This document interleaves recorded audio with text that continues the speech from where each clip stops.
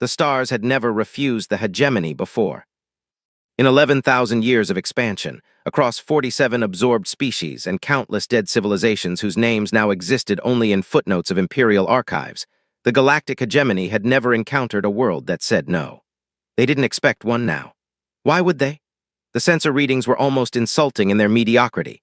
A small, water-drenched rock orbiting an average yellow star on the unfashionable outer edge of the spiral arm. Its inhabitants had only recently stopped killing each other long enough to build primitive orbital stations. They still used chemical propellants. They still breathed unfiltered atmospheric gas. Their most powerful weapons split atoms, a technology the hegemony had considered quaint for 6 millennia. Fleet Admiral Vulcan Thesis stood on the bridge of the Eternal Dominion and barely suppressed a yawn. He was a decorated veteran of 32 absorption campaigns.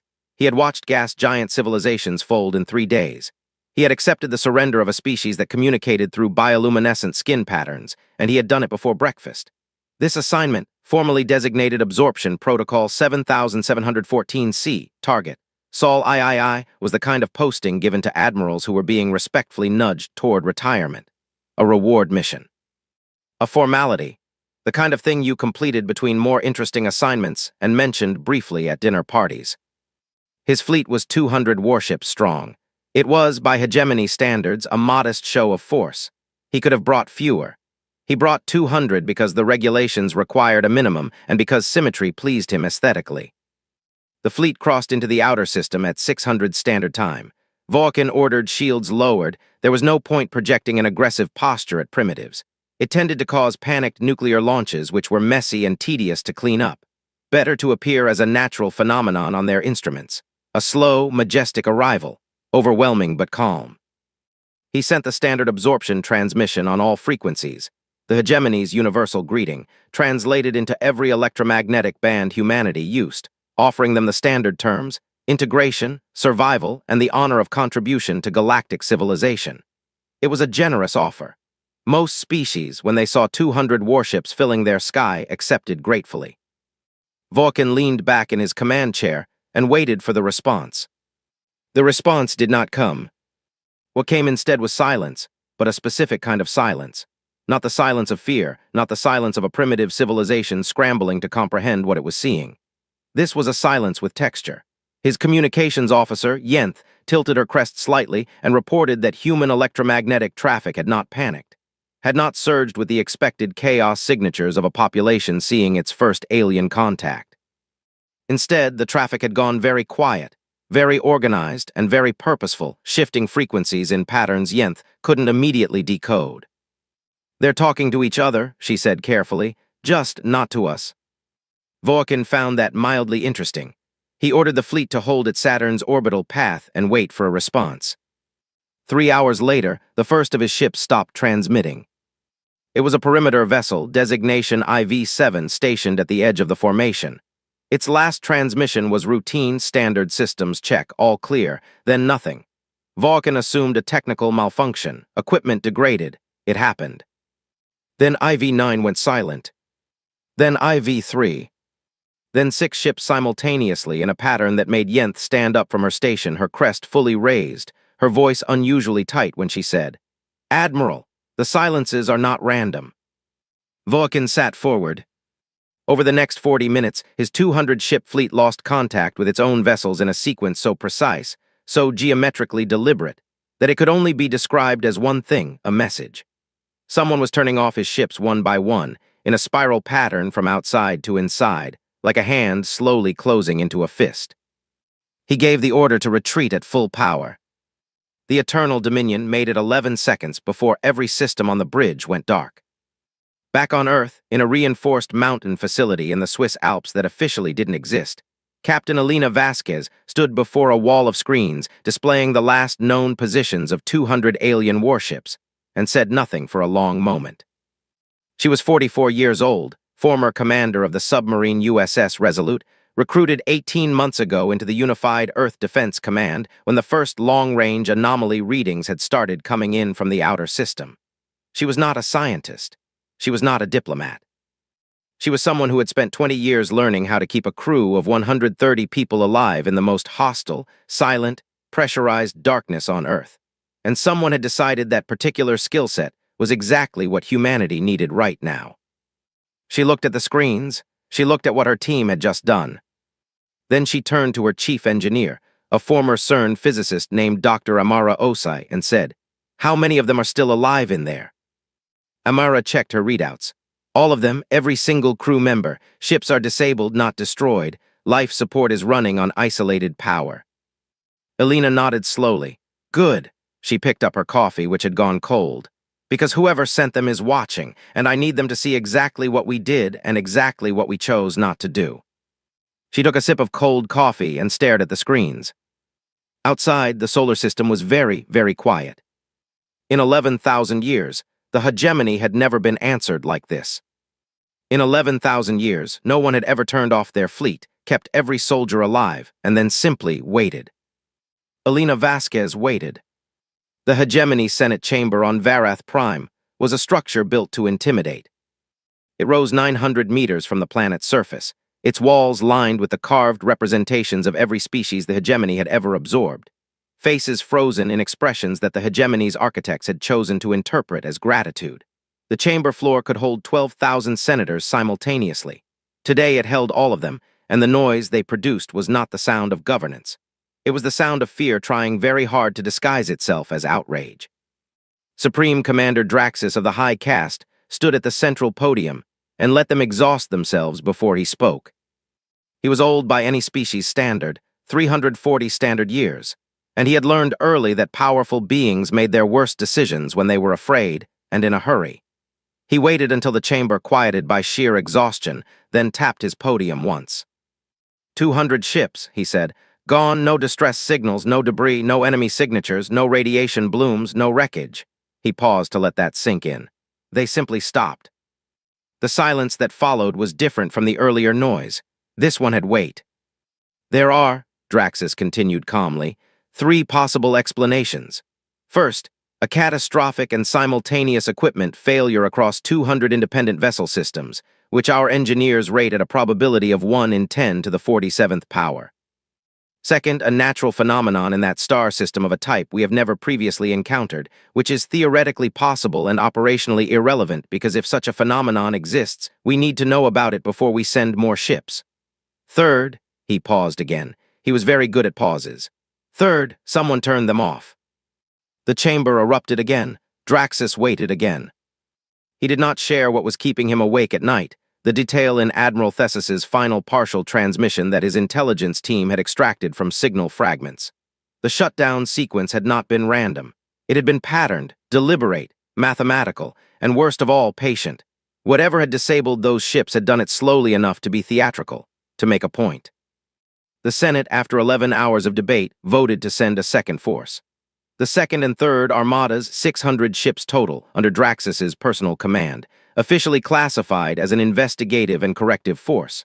In plain language, go find out what happened and fix it. Draxus accepted the command with a formal bow, and one private thought that he kept entirely to himself. We're sending 600 ships to find out what happened to 200. If we're wrong about what's down there, we're not sending enough. If we're right, we're sending too many. 600 hegemony warships moving through deep space created a gravitational signature detectable from several light minutes away.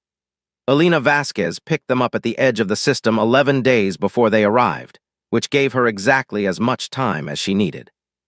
She held a briefing in the main operations room at 300. Her senior staff looked exhausted and electric simultaneously, the particular expression of people who had stopped sleeping not because they couldn't, but because they couldn't bear to miss anything. They're sending 6 times the original force, said General Marcus Webb, her Joint Chiefs liaison, spreading his hands over the holographic display. That tells us they noticed, that tells us they're serious, and that tells us they do not as yet understand what happened to the First Fleet. What's the status of Fleet 1? Elena asked. Stable, holding position, all life support nominal. We've been sending them enough power pulses to keep their biological systems running. They can't move, can't communicate, can't do anything, but they're alive and they'll stay that way. Amara Osai pulled up a schematic. They're essentially sitting in the world's most polite prison. And Fleet 2? Elena asked, meaning the incoming 600. 11 days out, moving in a standard three-column formation which suggests Draxus is experienced and careful. He's keeping his flanks protected and his center heavy. Marcus studied the display. He's not coming in reckless, he's coming in ready. Elena stared at the incoming formation for a long time. Then she said, "Let them get to Jupiter's corridor, then repeat the sequence, exactly as before." "All 600, someone asked. "All 600, she turned to face the room. "But this time, I want them to see us do it. Open a visual channel before we engage. Let Draxus watch what happens. Let him have the full experience of understanding exactly what he's walking into in real time with no ability to stop it." The room was quiet. Dr. Osa raised an eyebrow. "That's psychologically quite cruel, Elena." "It's not cruelty," Elena said. "It's a lesson, there's a difference." She turned back to the screens. "He needs to understand, and he needs to understand it consciously, not just as a data point in a report. I want it in his memory, in his gut, because he's going to go back and talk to the Senate, and I need what he says to be felt, not just reported." 11 days later, Supreme Commander Draxus of the High Caste sat on the bridge of his flagship and watched, on an open channel that had been sent to him without request or explanation, as his 600 ships went dark, one by one, in that same terrible spiral pattern, outside to inside, slow and deliberate and absolutely inevitable, while a human woman with dark hair and tired eyes sat at a communications console and watched him watching it happen. She didn't say a single word. She just watched him, calmly, with the patience of someone who had expected him and prepared for him and was now simply waiting to see what he would do next. Draxus sat very still for a very long time after his screens went dark. Then he said quietly to his bridge crew, all of whom were staring at blank instruments in various states of shock, "Do not touch anything. Do not attempt to restore systems. Do not transmit." He folded his hands in his lap. "We are going to sit here and we are going to think." His tactical officer, a young Vorath named Keys, turned to him with an expression that mingled professional trauma with genuine curiosity and asked, "Sir, what are they?" Draxus looked at the dead screens for a long moment. 11,000 years, he said quietly. 11,000 years and 63 civilizations, and I have never not once been made to feel like the smaller party. He was quiet for a moment more. "That is what they are, Keys. They are the first civilization in the history of this empire that has made us feel small." He unfolded his hands. "And they have still not hurt a single one of us." He stared at the screens. "That," he said, "is the part that frightens me most." High Marshal Saravan did not sleep for 6 days after accepting the command. This was not anxiety. Anxiety was for politicians and economists. Saravan was the hegemony's most decorated military mind, 340 campaigns, 63 absorptions, author of the doctrine of measured force that was taught in every hegemony war academy on 20 worlds. He didn't sleep because he was thinking, and when Saravan thought at a problem hard enough, sleep felt like an insult to the problem. 2 armadas, 800 ships, disabled without a shot fired. Commanders alive, crews alive, ships intact but inert, sitting in the outer reaches of a primitive star system like toys arranged by a child who wanted to make a point. He spread the data across his study walls and stared at it the way a surgeon stares at an unfamiliar anatomy. The Senate predictably wanted to send the 4th, 5th, and 6th armadas immediately. Saravan had argued for a delay. He had been partially overruled. A 3-week preparation window was granted. He used every hour of it. He started with what he knew. The shutdown sequences were not weapon signatures. No energy discharge, no projectile impact, no boarding action, no electronic warfare pulse of any known type. The ships hadn't been attacked. They had been interrupted, as if something had reached into their systems with an intimate knowledge of hegemony technology and simply switched them off, which raised an immediate and deeply uncomfortable question. How did they know how hegemony ships worked? He pulled the records. The first armada had been in the outer system for approximately 4 hours before the shutdowns began. 800 ships over 2 subsequent missions had provided, collectively, about 9 hours of total operational exposure. 9 hours was not enough time to reverse engineer hegemony technology from scratch. Not for any known civilization. Not for anything hegemony science could model. Unless they weren't working from scratch. Saravan sat up in his chair at 3:40 on the 4th sleepless night and stayed very still for 17 minutes. Then he called his intelligence chief, Admiral Preth, and asked one question. "How long have humans been receiving our electromagnetic signals?" Preth checked, came back 40 minutes later with an answer that made Saravan close his eyes. approximately 90 human years. Their receivers aren't purpose-built. They're the same instruments they use for astronomy. But the outer reaches of hegemony space have been leaking navigational signals, maintenance broadcasts, and low-grade administrative transmissions for centuries. Humans have been receiving garbled fragments of hegemony communications for nearly 100 years without knowing what they were. 100 years. 100 years of fragments, static, mathematical ghosts, and a species that apparently treated incomprehensible incoming data as a puzzle to be solved rather than noise to be filtered. Saravan stared at the ceiling of his study for a long time. He thought about what a species would become if it spent a century unknowingly receiving fragments of an alien civilization's technical communications and treating those fragments as a problem to be decoded. If it applied its full scientific apparatus to that problem, year after year, generation after generation, not even knowing what it was working on, building mathematical frameworks to interpret patterns that had no reference point in any human science. Developing, accidentally, an increasingly detailed picture of how a technology they'd never seen actually worked. He thought about what it meant that humanity had apparently succeeded at that problem. He thought about the fact that no one in the hegemony had ever thought to encrypt routine navigational signals because, in 11,000 years, it had never mattered. Who would intercept them? Who would have the mathematical sophistication to decode them without already being part of the hegemony? It was like leaving your house unlocked because you lived on a mountain no one could climb. Except someone had climbed it, quietly, over 100 years, one handhold at a time. Saravan's 3 armadas, the 4th, 5th, and 6th, 900 ships total, launched from hegemony space with modifications that had never been applied to warships before. Signal-isolated hulls, independently powered subsystems with physical disconnects, manual overrides for every automated function. He had also, for the first time in hegemony military history, ordered his ships to travel with active scanning arrays pointed inward as well as outward, monitoring their own systems in real time for any unauthorized access. It didn't help. He got closer than anyone before him. His formation made it to the Mars corridor, well inside the previous 2 fleets' failure points, before his early warning systems began singing. But he caught something the others hadn't. A brief fractional window of data before the access began long enough for his dedicated monitoring systems to log a signature. Not a weapon, not a broadcast, something more precise, more intimate. Something that was physically touching his ship systems through a medium his science couldn't immediately name. He transmitted to the hegemony immediately. "We are not dealing with primitives. Halt all further fleet preparations until I report further." 3 hours later, his 900 ships went dark. He was the only commander to have predicted it. Predicting it did not stop it. He sat in the dark on his silent bridge and did something none of his predecessors had done. He didn't try to restore power. He didn't order manual operations. He reached into his personal kit, pulled out a small illumination tool, battery-powered, completely isolated from ship systems, and he sat in its small, warm light and began writing by hand on actual physical paper. He wrote everything he deduced, everything he suspected, everything that frightened him and everything that impressed him. He wrote for 11 hours, filling 34 pages in his precise, cramped script.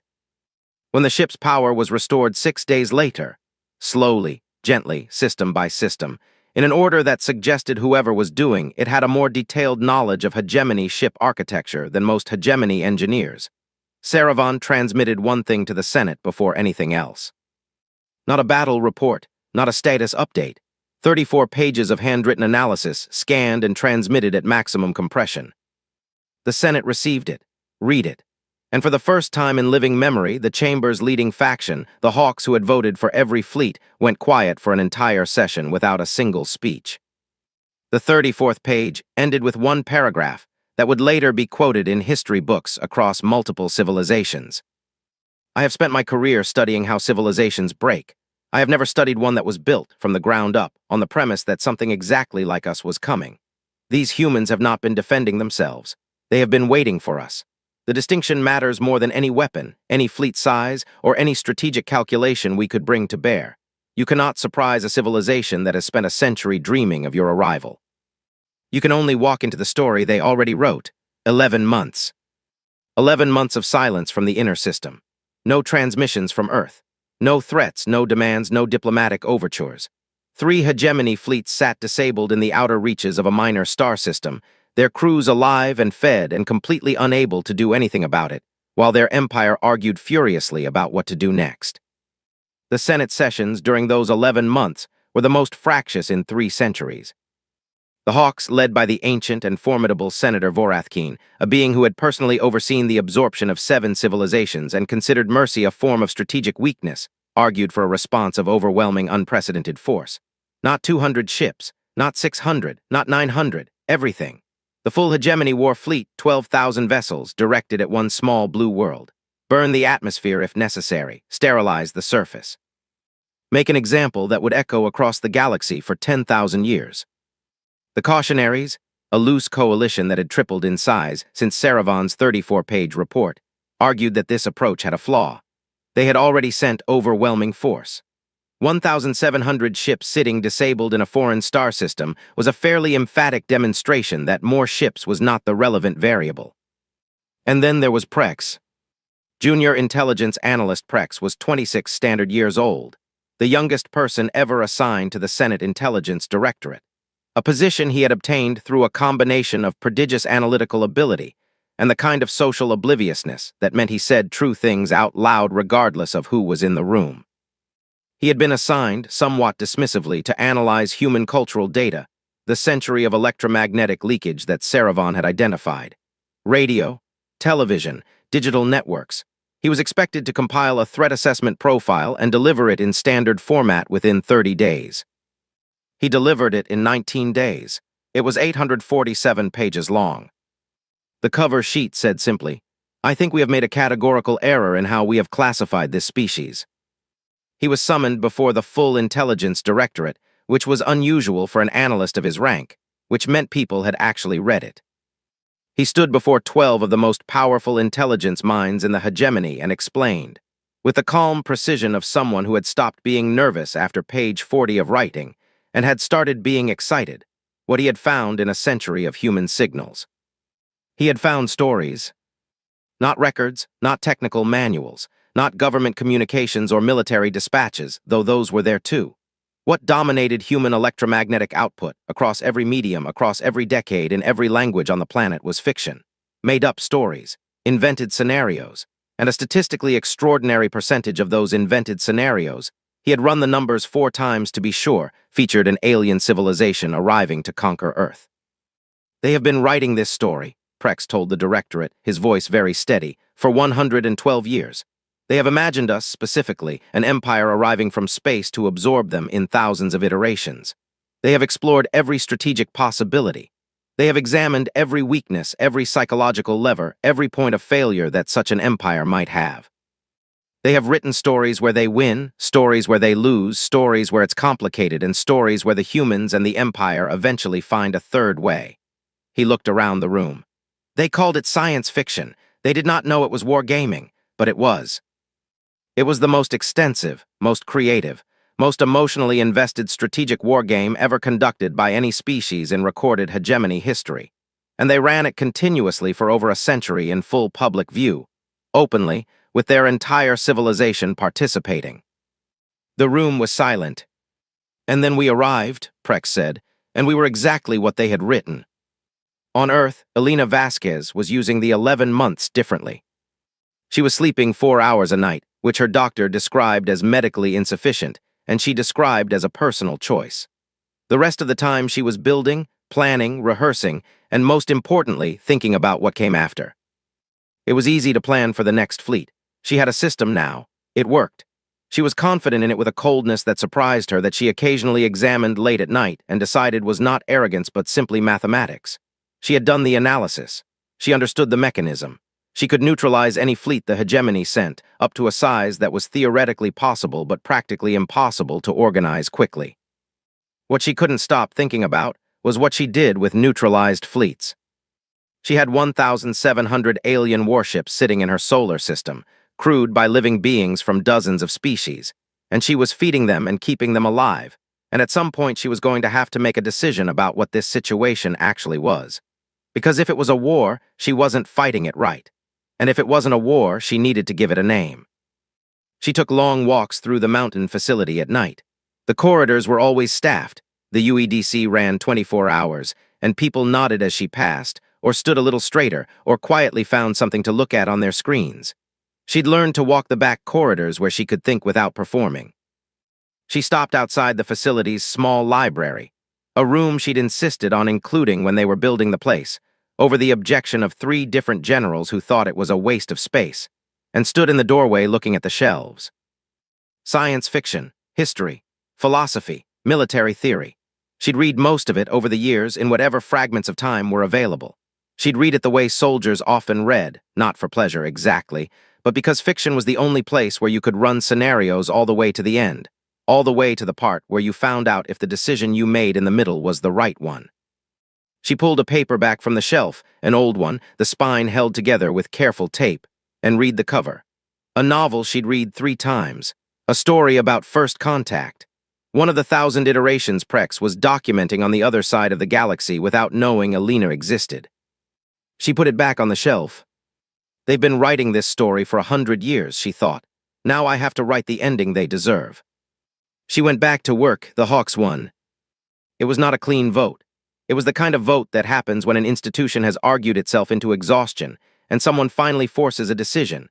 6,847 senators for, 5,203 against, with 412 abstentions from senators who had apparently decided that history would judge them less harshly for silence than for either choice.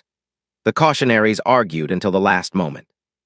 Prex submitted a supplementary report that was tabled without being read, which meant it was received and filed and ignored, which was bureaucratically speaking the same as throwing it away, except it provided deniability. The motion passed. The 7th and 8th Armadas would launch. But even the Hawks had been listening, after a fashion. The new fleets were not the same as their predecessors.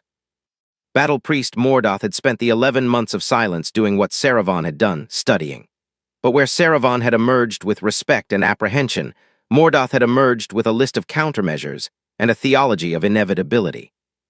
He was a being who genuinely believed, with the complete sincerity of someone who had never once been wrong about anything important, that the hegemony's expansion was the natural order of the universe, and that any deviation from it was a temporary and correctable error. His ships had new hulls, layered in signal isolation composites developed by the hegemony's top engineers working around the clock for 4 months. His crews had been briefed extensively on human psychological warfare, because Mordoth had decided the key vulnerability wasn't technological, it was behavioral. The humans were using their opponents' hesitation and moral confusion against them, and Mordoth felt himself to be a being entirely immune to hesitation and moral confusion.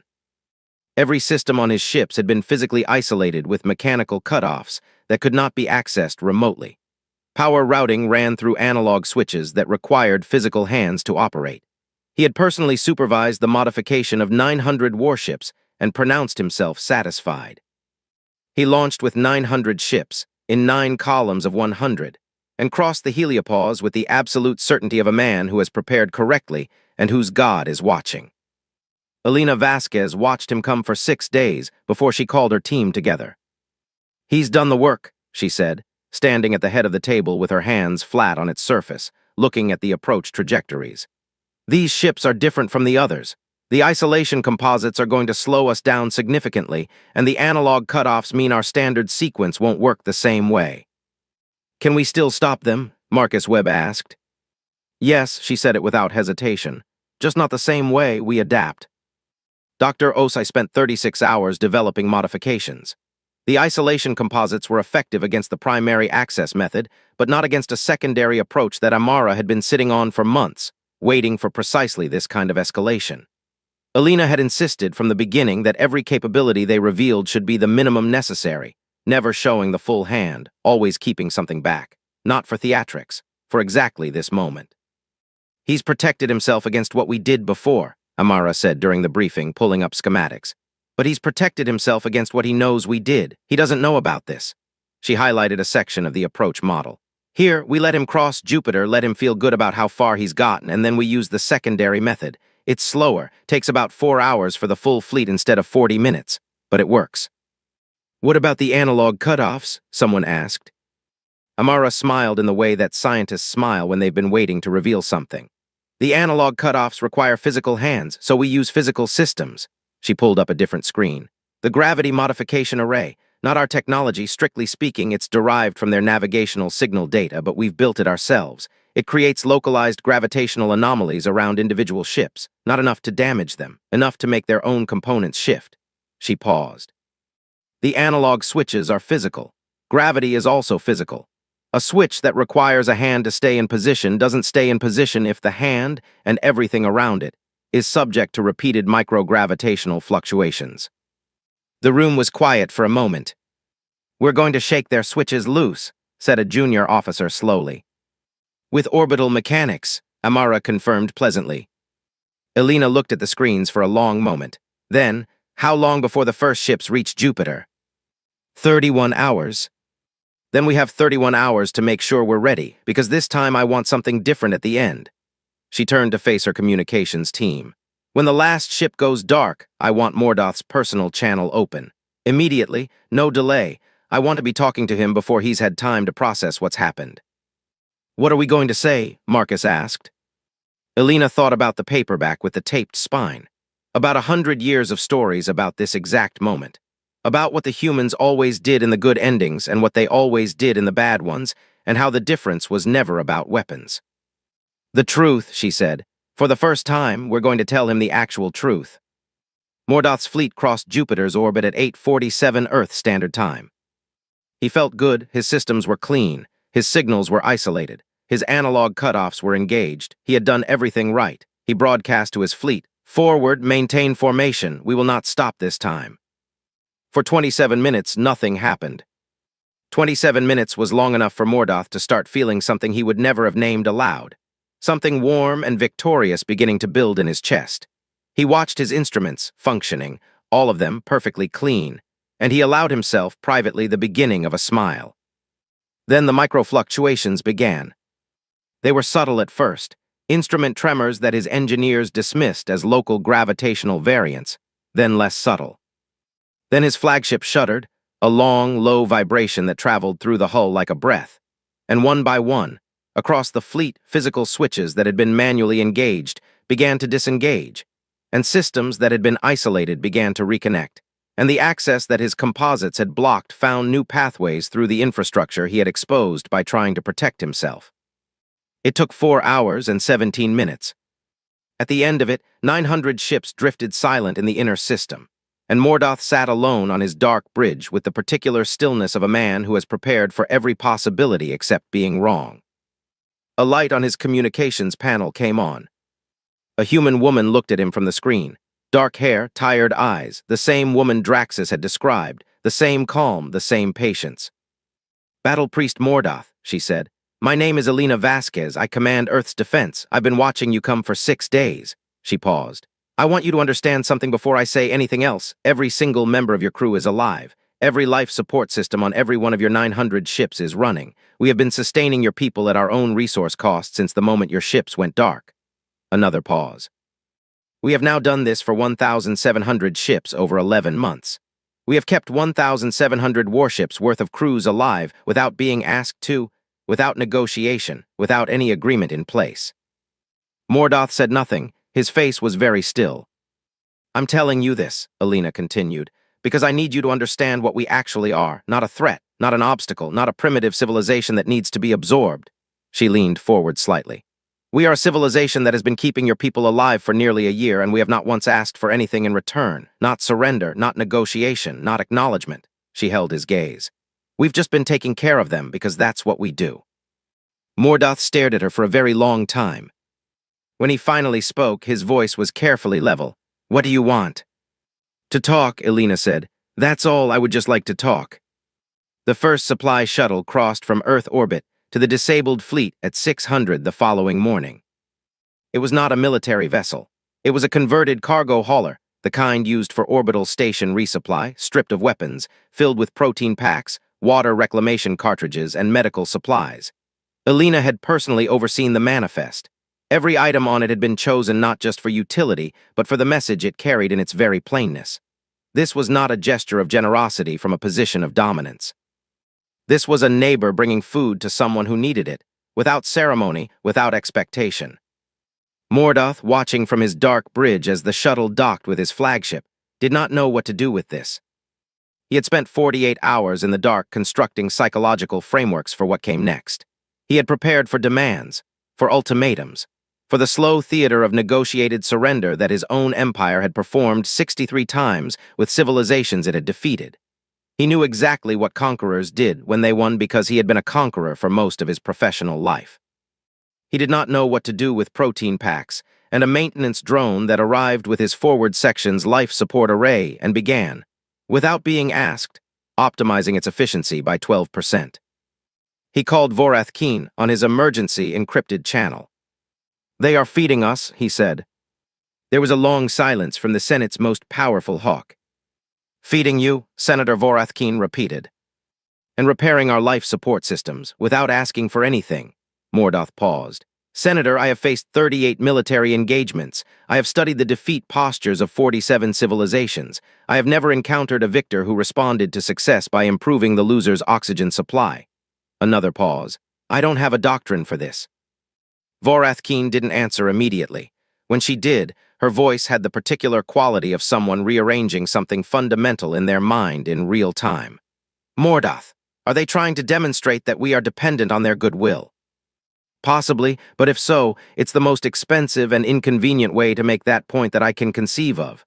He watched another supply drone exit the shuttle's bay on his monitors. "Or they actually just, he stopped. "What?" "They actually just care whether we live," he said. The words felt strange in his mouth, not because they were difficult, but because they were so simple. "They actually care whether 1,700 enemy warships worth of enemy soldiers live or die, with no strategic calculation attached to it.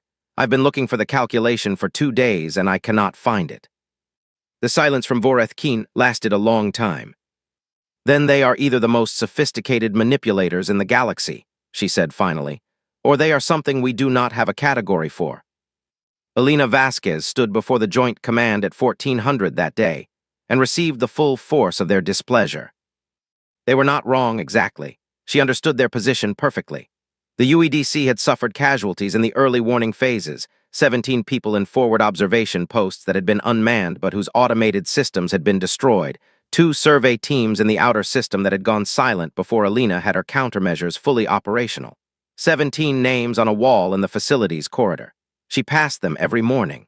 She read each one. General Webb led the objection. He was calm about it, which made it worse than shouting. He stood at his end of the table and said, "We have now committed significant ongoing resources to sustaining the forces that were sent to conquer us. We have received nothing in return. We have demonstrated extraordinary capability and extraordinary restraint simultaneously, which is either the most powerful diplomatic signal in history or the biggest mistake we've ever made. And I would like to understand which one it is before we continue." "It's both," Elena said. Silence. "It's both," she repeated, "and that's not a problem, that's the point." She stood up and walked to the window. There was a narrow window in the briefing room, high up, showing a strip of gray mountain sky. She looked at it for a moment. Every civilization in history that has ever won something has then had to decide what to do with the winning.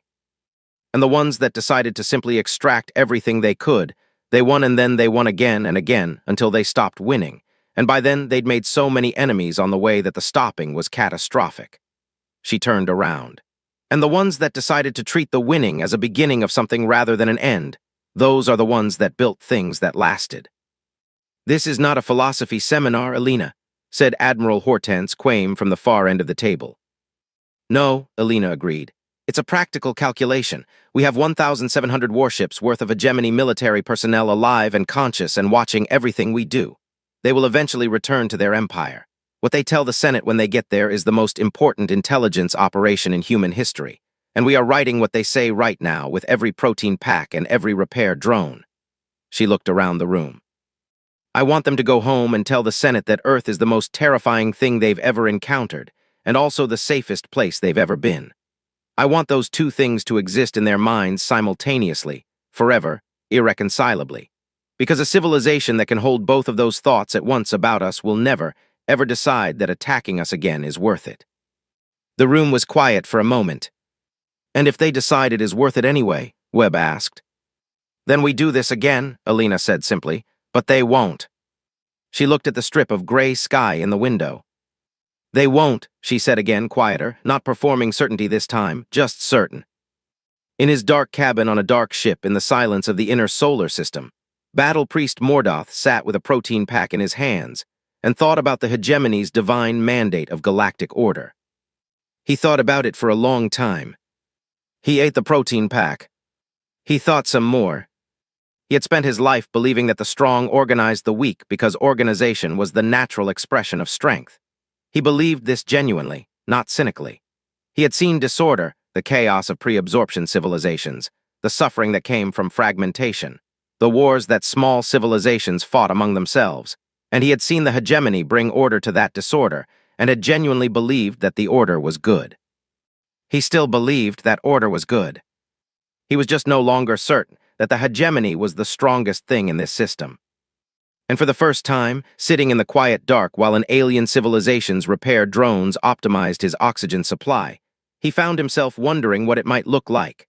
Not as a defeat, not as a surrender, but as a genuine intellectual exercise, if the strongest thing decided what order looked like. He finished the protein pack. In the morning, he asked to speak to Elena Vasquez again. Nobody knew about it. That was the point. The Ninth Fleet, if a single, unarmed, modified colony transport could be called a fleet, had been dispatched 17 months before the 7th and 8th Armadas launched, by a group of 11 senators who had not voted for any of the military campaigns, had watched the Hawks win every vote, and had come to a private conclusion so bleak that they discussed it only in person, in a single room, with every recording device physically removed. Their conclusion was this: the hegemony might not survive contact with Earth. Not militarily, politically. The fractures the Earth campaign was creating, the debates, the cautionary movement, the species within the hegemony who were watching humanity's resistance with expressions that looked uncomfortably like inspiration. Those fractures were deepening with every fleet that went silent. Civilizations that had been absorbed 2 centuries ago were asking questions they hadn't asked in generations. Junior members of the Senate were citing Sarevon's 34 pages in floor debates. Prex's 847-page report had been tabled, but it had been copied and distributed, and it was circulating through the hegemony's intellectual communities like a slow fire. The 11 senators did not know what the end of this looked like, but they were historians, all of them, and they knew what the beginning of institutional collapse looked like, and they were looking at it. So they had done something that no senator had done in 1,000 years. They had acted unilaterally. The ship was called the Remembrance. It was registered as a deep space survey vessel and carried no weapons, no military designation, no formal hegemony authority. What it carried was 40,000 civilians, families mostly, academics, historians, artists, medical professionals. Children, many of them 11,000 children, the youngest of whom was 4 months old. It also carried in a specially constructed archive core the complete cultural records of every civilization the hegemony had ever absorbed. Every language, every art form, every story, every song. The records that official hegemony archives kept in redacted, sanitized form, the actual records, unfiltered. The captain was Solène Voth, 63 years old, a retired imperial archivist who had spent 4 decades quietly preserving records that her superiors had marked for deletion. She had gray hair, a deliberate manner, and a piece of paper in her personal effects that she'd read every morning for the past 17 months. It was a note from the 11 senators, handwritten, unsigned, saying, "If the fleets fail, find a place, any place where these things can survive, and do not come back until it is safe for them." The Remembrance had been traveling slowly, taking the long route, staying off major transit corridors. It crossed into the solar system's outer edge on a trajectory that would, eventually, bring it to the inner system, but slowly, quietly, in the shadow of larger bodies, like something that had learned to move carefully through uncertain territory. Solène sat on the bridge and watched her navigation charts and thought about her 40,000 people sleeping in the ship's residential sections, and the 11,000 children who had grown up on this ship, not quite understanding where they were going or why, only knowing that the adults around them were very careful and very determined, and that they were, in some way they couldn't articulate, looking for something. She hadn't told them what she would do if Earth was not safe. She didn't have an answer for that yet. Elena's long-range array found the Remembrance at 11:47 on a Tuesday. The duty officer who flagged it had already run the preliminary scans by the time Elena arrived at the sensor station. She stood over his shoulder and looked at the data for a full 2 minutes without saying anything. No weapons signatures, the officer said. No military drive configuration. It's actually using a slower, older drive system. The hull's civilian grade. And the interior mass distribution is, he frowned at the screen. It reads like residential. Lots of biological signatures, lots of small ones. Children, Alina said. He looked up at her. The small biological signatures, she said. They're children. She stared at the screen. Behind her, her tactical officer was already pulling up firing solutions, automatic protocol, unknown vessel, inner system approach, standard procedure, the right procedure. Stand down the weapons lock, Alina said quietly. Admiral, protocol requires. I know what protocol requires, Alina said, still looking at the screen. Stand it down. She pulled up the manifest data, fragmentary, based on scan readings, but enough. The archive core signature was massive and distinctive. She'd been briefed on hegemony archival formats months ago when her intelligence teams had started pulling apart the signal data. She recognized what she was looking at. A library.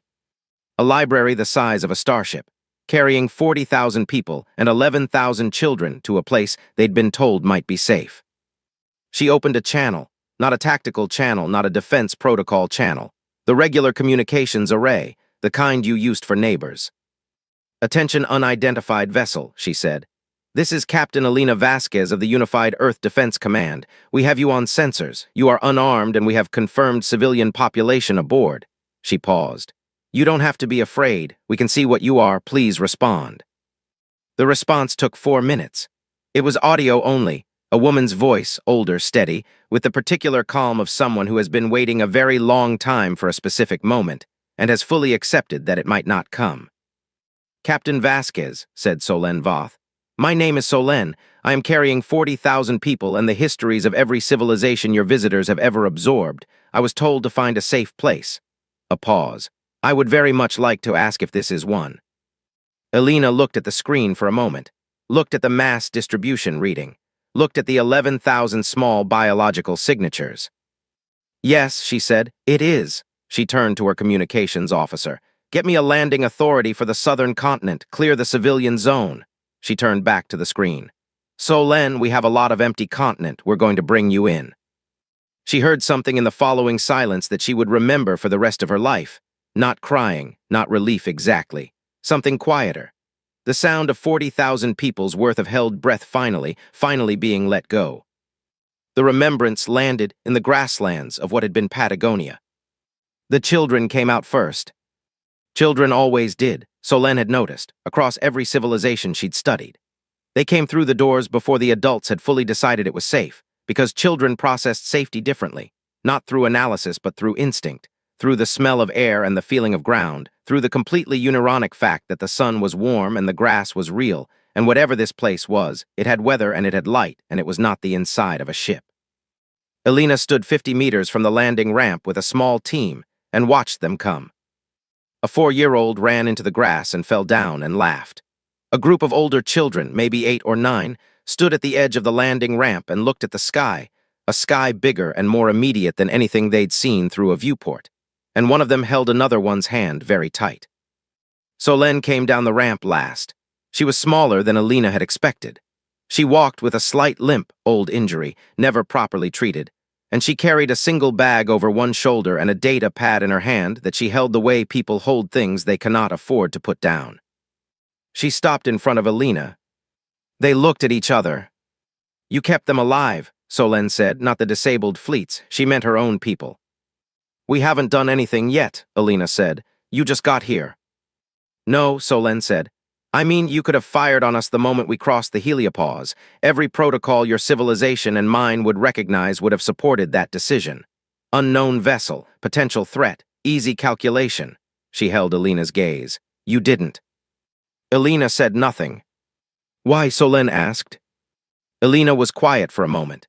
Out in the grass, the 4-year-old was now pulling up handfuls of Patagonian dirt and examining it with the intense scientific focus of someone encountering a new element. Because they were children, Alina said. Solen looked at her for a long moment. Then she opened the data pad she'd been carrying and handed it to Alina. It was the archive index. Hundreds of thousands of entries. languages and music and histories and stories from 47 civilizations, preserved by one tired archivist who had believed they were worth keeping. "I'd like to show you what we brought," Solène said, "if you have time." Alina looked at the index, then at the grassland full of children, then back at Solène. "I have time," she said. Prex arrived on Earth on a Tuesday morning in late autumn. He came alone, which was unprecedented, for a hegemony diplomatic mission. He had no security detail, no protocol officers, no cultural liaison. He carried one bag and a data chip containing his 1,100 pages of accumulated analysis, and he stepped off the shuttle at the UEDC landing facility looking slightly overwhelmed by the quality of the light. He had never seen a sky that color before. The particular blue of Earth's atmosphere, the specific thin, vivid, oxygen-rich blue that came from a combination of factors unique to this world, stopped him at the bottom of the ramp for nearly a full minute. Alina was waiting for him. "It's brighter than I expected," he said. "We get that a lot," she said. She had a car waiting, a real car, ground level, nothing aerial, because Prex had mentioned in his communications that he wanted to see Earth, not fly over it. She drove him herself. No driver, no escort. Just the two of them moving through mountain roads in the early morning and Prex watching the world go by with the quiet, enormous attention of someone who has been studying something their whole life and is now, finally, seeing it in person. He had requested 3 months. The Senate had given him 90 days to deliver his final assessment, a diplomatic position paper that would determine the hegemony's posture toward Earth for the foreseeable future. The Hawks expected a tactical vulnerability report and a recommended path to eventual absorption by less direct means. The cautionaries expected a recommendation for formal disengagement. The 11 senators who had sent Solène expected. They weren't sure what they expected. Something true. The 3 months were not what Prex had expected either. He had expected to conduct analysis, to observe, document, categorize.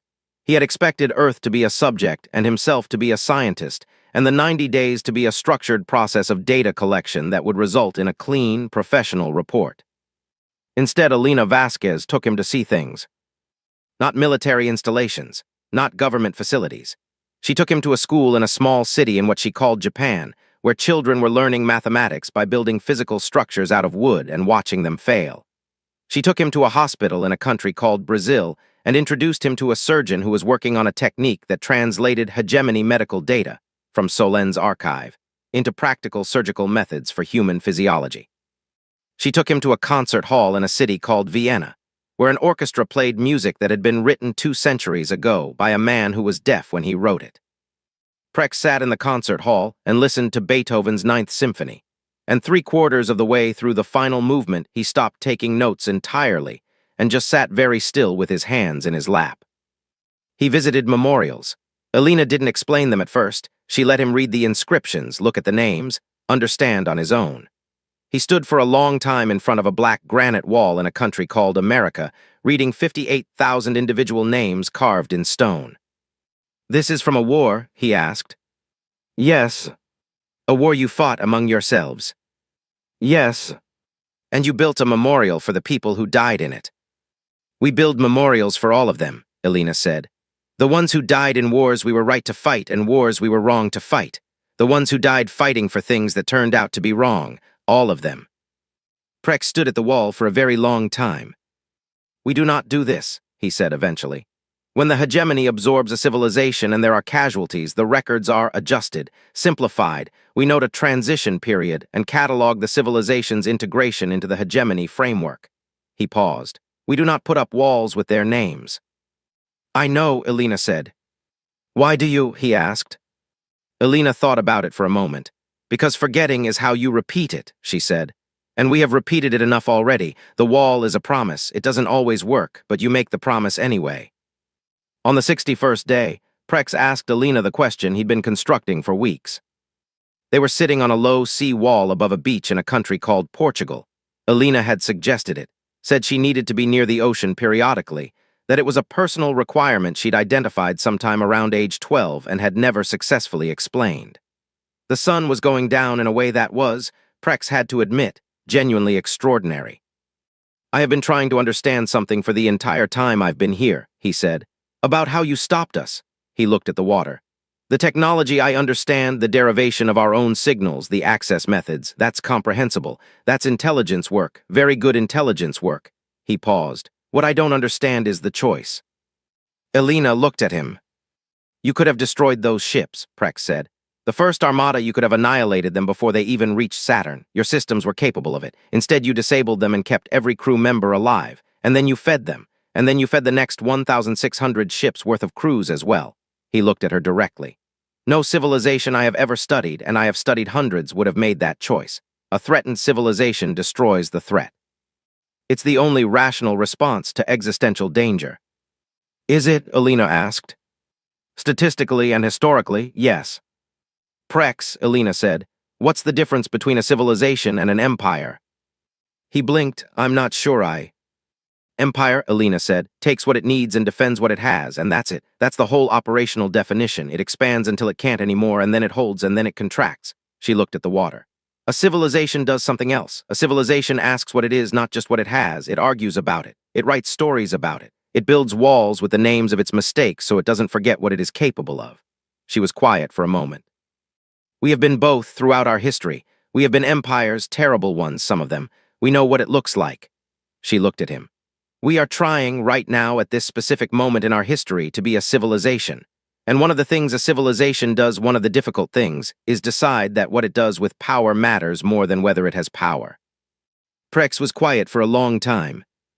That is the hardest thing I have ever been asked to take seriously, he said finally. I know, Elena said. I think I might actually believe it. I know that too, she said. That's why I brought you to Portugal. Prex returned to the Senate on day 90. He stood before 12,000 senators. He looked out at the faces of 47 species, the faces of a civilization that had organized the galaxy for 11,000 years according to principles it had never questioned because no one had ever been powerful enough to make it. He had written his report. It was 23 pages, the shortest document he had ever produced. The Senate expected a tactical assessment, expected vulnerabilities, recommended approaches, proposed pathways. He folded his 23 pages and put them in his pocket. He stood at the podium for a long moment in silence, looking at the chamber, looking at the carved faces on the walls, the 47 species, frozen in expressions the architects had chosen to read as gratitude. He thought about the wall in America with 58,000 names. He thought about the children running into Patagonian grass. He thought about Beethoven's Ninth, written in deafness heard across centuries. He thought about Elena Vasquez sitting on a sea wall in Portugal, watching the sun go down, saying that's why I brought you to Portugal, with the certainty of someone who had known, from the beginning, that this was the conversation the whole thing had been building toward. He looked at the Senate. Do not go back, he said. 4 words, into the largest legislative chamber in the known galaxy, into the silence that followed them, a silence that was not the silence of anger or disbelief, but something stranger and more complicated. The silence of an institution that has, for the first time in its existence, been told something it doesn't know how to argue against. He waited for the noise to begin. It didn't, not immediately. I have walked on Earth for 90 days, he said into the continuing silence. I have seen what they are, I have read what they've written, I have heard what they've made. He paused. We sent 9 fleets to that world because we believed strength was the organizing principle of the universe. They stopped 9 fleets and fed our soldiers because they believed something different. He looked around the chamber. And I am standing here in front of you telling you that their belief is correct, not because I have converted to a philosophy, but because I am an analyst and the evidence is unambiguous. Another pause. We are the strongest military force in this galaxy, and they stopped us. Not with greater weapons, with greater purpose, with the conviction that what you do with power is the definition of what you are. He looked at the Hawk faction. We cannot absorb that, we cannot fight it. We cannot outlast it. He looked at the cautionaries. We can possibly learn it. He took his 23-page report out of his pocket and set it on the podium. My assessment is in the document, he said. My recommendation is the 4 words I already gave you. He picked up his bag. I resign my position, effective immediately. I have asked Captain Vasquez for permission to return to Earth, and she has given it. He paused one final time. She said, and I want the record to include this exactly, she said. We have a lot of empty continent, and Solen's going to need help with the archive. He left the podium. The chamber was quiet for a long time. In the UEDC's deep storage archives, in a server room in a Swiss mountain that officially didn't exist, a bureaucratic system logged the final entry in a file labeled Hegemony Contact, Case 7714C. 9 fleets dispatched by the Galactic Hegemony. Total vessel count 1,700. Total personnel approximately 2.3 million. Casualties 0. 1 message returned. 4 words. The system's automated classification algorithm, designed by committee to categorize outcomes in binary terms, processed the data for 0.003 seconds, and filed the case under its default category for any engagement where hostile forces were neutralized without loss of life on either side. Inconclusive. Elena Vasquez, walking past the server room on her nightly round at 200, stopped, opened the terminal, found the file, and changed the classification manually. She typed 1 word. Victory. Then she thought for a moment, deleted it, and typed something else. Beginning. She closed the terminal. Outside, in the Patagonian grasslands, 11,000 children who had grown up looking for a place to land were sleeping under an earth sky for the 61st consecutive night. In Vienna, a hegemony musician who had come on the Remembrance and heard Beethoven for the first time was sitting at a piano in a rented room at 200, playing the same 12 bars over and over with the concentration of someone learning a new language. In Portugal, the seawall was empty, but the sun would come back. In a galaxy of 11,000 star systems and 47 known civilizations, word was traveling, slowly, the way true things travel, that somewhere on the outer spiral arm, a small blue world had done something that had no name in any existing language. They would need to invent one.